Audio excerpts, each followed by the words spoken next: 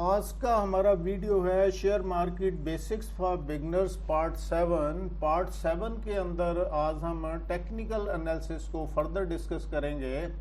तो जैसे ये स्लाइड के अंदर आप देख रहे हैं, ये एक ट्रेंड है जिसको कि हम अप ट्रेंड बोलते हैं, और एक ये ट्रेंड है जिसको कि हम डाउन ट्रेंड बोलते हैं, और एक ये जो ट्रेंड है इसको हम रेंज बाउंड भी कहते हैं, साइडवेज भी कहते हैं, और कंसोलिडेशन फेज भी कहते हैं। तो जब कोई भी प्राइस जो है, किसी भी शेयर का प्राइस जो है वो इस डायरेक्शन में चलता है, मतलब ये जो हाई उसने लगाया है उसके बाद ये जो लो लगाया है, जो नेक्स्ट हाई बनेगा वो पहले वाले हाई से ऊपर होगा, और जो नेक्स्ट लो बनेगा वो पहले वाले लो से ऊपर होगा। तो इसको higher high and higher low की श्रेणी में जाता है, और उस हिसाब से इस ट्रेंड को ये अप ट्रेंड बन जाता है। और इसी तरह जब प्राइस जो है वो लोअर लो बनाता है और लोअर हाई बनाता है, जो पहले वाला ये हाई है वो नेक्स्ट हाई से नीचे है, ये हाई इस हाई से नीचे, ये हाई इस हाई से नीचे है, और ये हाई इस हाई से नीचे। ऐसे ही ये जो लो है ये इस लो से नीचे है, और ये लो जो है इस लो से नीचे है। तो इसको बोलते हैं लोअर लो लोअर हाई जब की कंडीशन में होता है प्राइस, तो इसको डाउन ट्रेंड बोलते हैं। और जब एक रेंज के अंदर चलता है, ना ऊपर जाता है ना नीचे जाता है, तो इसको रेंज बाउंड बोलते हैं, साइडवेज भी कहते हैं, और कंसोलिडेशन फेज भी कहते हैं। तो इसको फर्दर अगर हम रेंज बाउंड को आगे डिस्कस करें तो ये बेसिकली इसको हम रेसिस्टेंस लाइन, जो ऊपर वाली लाइन है जहाँ से ये प्राइस टच होके नीचे आता है, इसको हम रेसिस्टेंस लाइन बोलते हैं। और नीचे वाली लाइन जहाँ से नीचे आके टच होके ऊपर जाता है, इसको सपोर्ट लाइन भी बोलते हैं।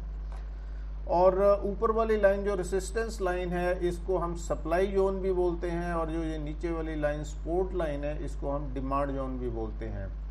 तो बेसिकली इसके अंदर क्या होता है कि जब प्राइस यहाँ से, इसकी जो थ्योरी है कि जब प्राइस यहाँ से जाके रेसिस्टेंस लेवल पे ऊपर पहुँचता है तो इसको सप्लाई जोन भी कहते हैं, क्योंकि यहाँ पे बहुत सारे सेलर्स बैठे हुए हैं जो कि वेट कर रहे हैं प्राइस को यहाँ पे आने का। जैसे ही प्राइस यहाँ पे आता है तो ये सेलिंग प्रेशर इसके अंदर आ जाता है, इसलिए प्राइस नीचे आ जाता है।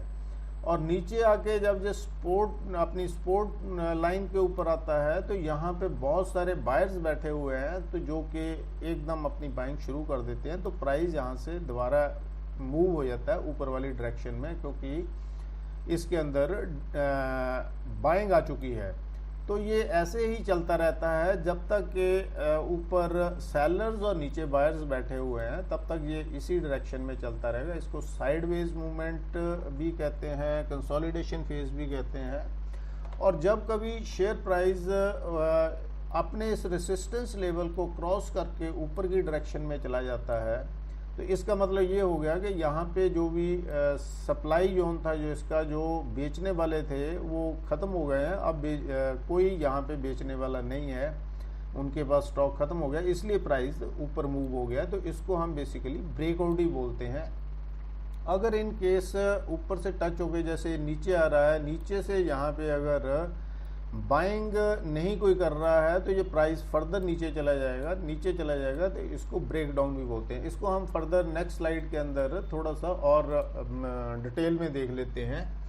तो ब्रेकआउट एंड ब्रेक डाउन क्या है? Breakout happens when the price of A stock moves upward and crosses the resistance level. ये रेसिस्टेंस लेवल को क्रॉस करके जब ऊपर मूव कर जाता है तो इसको ब्रेकआउट बोलते हैं। और जब प्राइस जो है वो सपोर्ट लेवल को क्रॉस होके ये नीचे आ जाता है, नीचे को मूव हो जाता है, क्योंकि यहाँ पे कोई बायर नहीं अभी बचा है, तो इसको हम ब्रेक डाउन बोलते हैं। फर्दर इसको नेक्स्ट स्लाइड के अंदर थोड़ा सा और डिटेल में अगर हम डिस्कस करते हैं, तो ये देखिए कि जब प्राइस यहाँ से मूव होके यहाँ पे पहुँच रहा है, तो ये जो लाइन है ये इस रेंज के लिए सपोर्ट लाइन है, बट इस रेंज के लिए ये रेसिस्टेंस लाइन का काम कर रही है। तो यहाँ से ये रेसिस्टेंस लाइन का काम कर रही है, तो यहाँ पे पहुँच के शेयर्स नीचे जाता है, फिर नीचे वाली सपोर्ट लाइन से लेके ऊपर जाता है।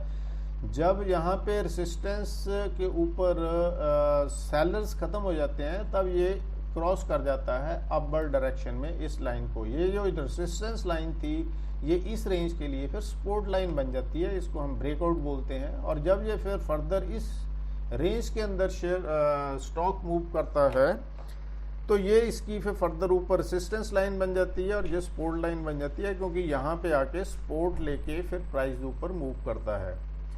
और ऊपर रेजिस्टेंस लाइन बन जाती है क्योंकि यहाँ पे सेलर्स बैठे हुए हैं और यहाँ से सेलिंग प्रेशर आ जाता है। सेलिंग प्रेशर आने की वजह से स्टॉक प्राइस फिर नीचे आता है। इन केस यहाँ पे सेलर्स नहीं है और प्राइस यहाँ से फिर ऊपर को मूव कर जाएगा तो इसको फिर हम ब्रेकआउट बोलते हैं। और इन केस प्राइस यहाँ से नीचे आ जाए सपोर्ट लाइन से तो इसको ब्रेक डाउन बोलते हैं। तो जब यहाँ पे ब्रेकआउट हो गया है तो ये जो लाइन है ये फर्दर इस रेंज के लिए, इस प्राइस एक्शन की रेंज के लिए सपोर्ट का काम करेगी। इससे ऊपर जो भी लाइन होगी वो रेजिस्टेंस का काम करेगी। तो ये कुछ और टेक्निकल स्टडी थी।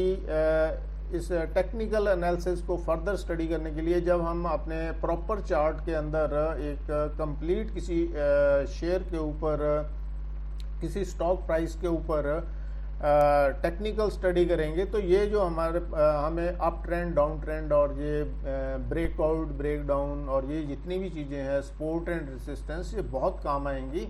तो ये एक बेसिक नॉलेज थी इनके बारे में। नेक्स्ट वीडियो में हम फर्दर और डिस्कस करेंगे। तब तक के लिए थैंक यू, बाय बाय।